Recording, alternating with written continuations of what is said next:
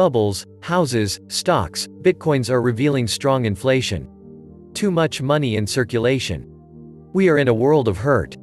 The stock market and housing market are in incredible bubbles, and when they pop, it will be fugly. The value of every dollar in your wallet dropped by 7% last year alone because the Federal Reserve printed over $3 trillion worth of money unsupported by GDP. Let's throw more money at a problem and wonder why our dollar buys less and less as a result of too much cash on a stagnant economy. The dollar is down 7% for the year. That comes directly out of your wallet. Jeff Bezos thanks you for your contribution. The Federal Reserve Board is draining your wallet at the rate of 7% a year in order to bail out businesses that have no reason to exist. The only reason Amazon exists is because they do not pay for the environmental damage they cause. Buying a product from China because it's 1 penny less than the same product you can buy across the street is only possible because the price of fuel does not incorporate the cost of climate change. Jeff Bezos has shut down governors to thank for his trillions. The 1% will concentrate more wealth as more people in the middle class will continue to slip into poverty. This was obvious 9 months ago. When the governors strangled private businesses versus large corporations that were largely left alone because of their tax dollars being needed by the government, the threat to homeownership should have been on everyone's mind. Stay safe evidently means you lose your home. Then what do? The wealth transfer from the middle class to the politically connected will accelerate. Mom and pop were shutdowns. They weren't big enough to be able to afford lobbyists. Trillions more in dollars created by government decree. Just what we need. The government always needs to take action to fix the problems it creates.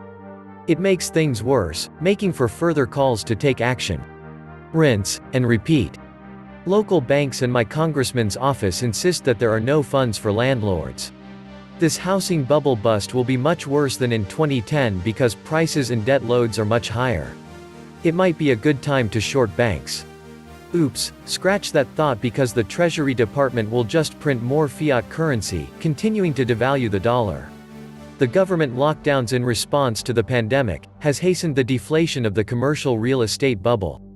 According to CoStar Group, an estimated $126 billion in commercial real estate will be forced to sell at distressed prices over the next 2 years.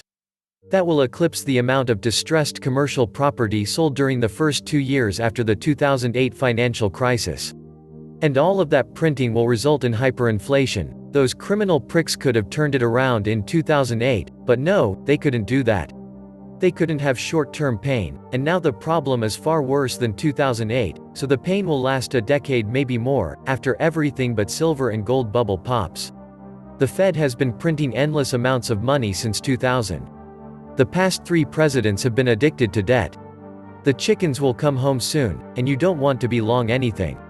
Dump trillions of free money to Wall Street, the market should be up. Now we need some thrown at the main street. $6 trillion for them, $600 for you, see how it works. In other words, a big fat mess. Look for a painfully long recession, bordering a depression and collapsing the middle class. The Treasury will be printing money and borrowing from China just as interest rates start a steady rise into double digits. Either Venezuelan socialism or Cuban rebellion awaits us. Welcome back to the Atlantis Report. You are here for your daily dose of the truth, the whole truth, and nothing but the truth. Please take a second to hit the like button, hit the subscribe button, and don't forget to also hit the notification bell.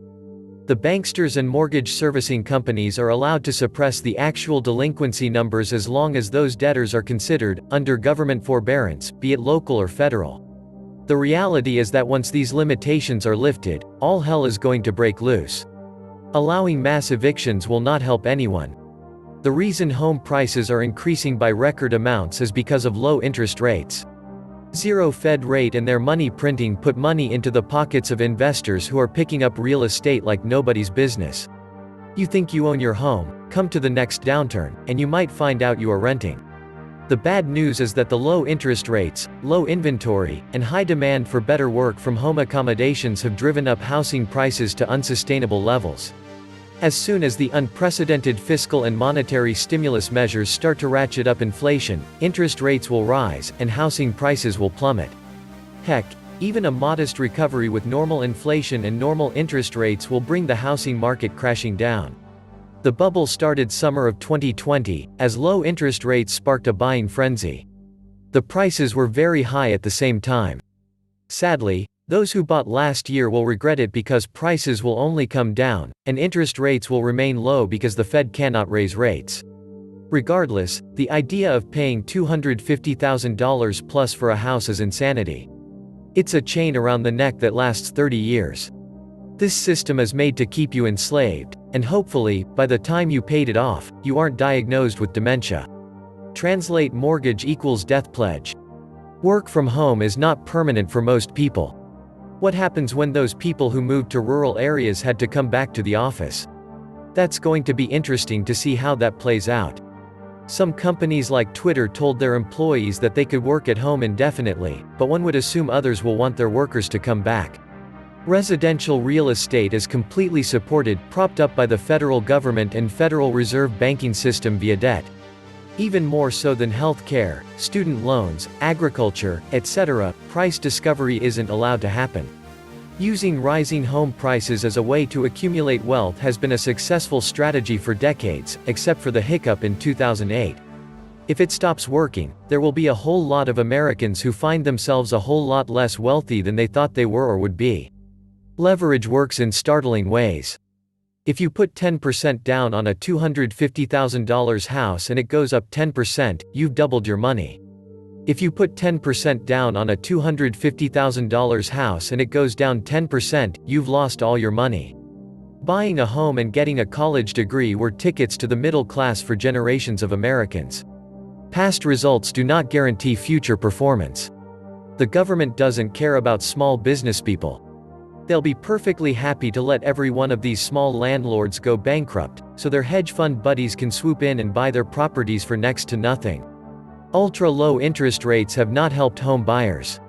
What it did do was inflate home prices, thus property taxes, and resulted in buyers being bigger debt slaves. Homebuyers today assume the economy will be robust for their next 30 to 40-year mortgage, and prices only go up. Just wait until the bubble pops, and their 20% or more they put down disappears when they get foreclosed on. Raise rates and stop the madness and destruction of the younger generations. The only people that benefit from this are people who bought years ago. Those days are over. It is wrong to destroy the younger generations. The hyperinflation caused by the trillions in new debt and fiscal stimulus will wipe out older people with savings too. The Fed is out of control. The Fed is destroying our nation and our economy by keeping interest rates where they are. Raise the rates and let natural selection run its course. Not every homeowner, business owner, a person has a God-given right to live overextended and let the taxpayers pick up her burden. If you are not financially literate and cannot pay your debt, you should lose your asset. Simple as that.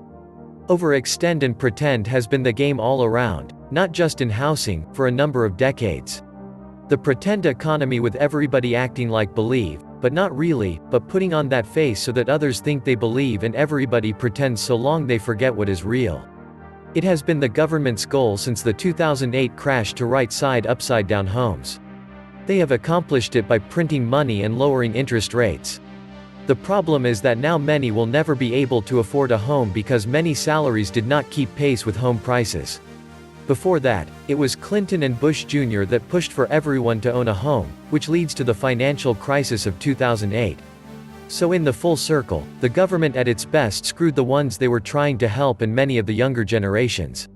The great banking coup of 2008 made owning a home and rental property hazardous to one's financial health for the small operator owner. Buy a rental house, some used furniture, appliances, etc., and zip. Now your renters don't have jobs and can't pay rent. As well as yourself may be out of work and can't pay the mortgage on your own house, let alone the mortgages on the rental, or 2, or 3, that you may own. But don't fret, JP Morgan's Jamie Dimon and the other CEOs are concerned for you. Too big to fail made people like me angry last time. Didn't matter though, they had the power to force it on us. They will again this time too. The new forbearance extension is not for multifamily homes. Only single-family homes are covered on the new extension. I think some multifamily homes will be coming on the market shortly in the next 6 months. Landlords have too much equity and will pay the 15% capital gains. The reality of our situation is that our empire is disintegrating around us, and there is nothing we can do now to stop it. This must be how it felt to be in Rome before the fall. And wait till Biden takes over. Dark winter is coming. Biden said so himself. Lifeguard and the Mouthmaiden will drag America into the abyss to please their Chinese masters. Biden and Kamala are going to cause the economy to nosedive as they also raise taxes, and new policies and regulations that take away more earnings, and gas prices will go up. The politicians and the rich elite will enjoy more money while the rest of America struggles to make ends meet. Pay your rent or buy a tent. This was the Atlantis report. Please like, share, leave me a comment, subscribe. And please take some time to subscribe to my backup channels. I do upload videos there too. You'll find the links in the description box.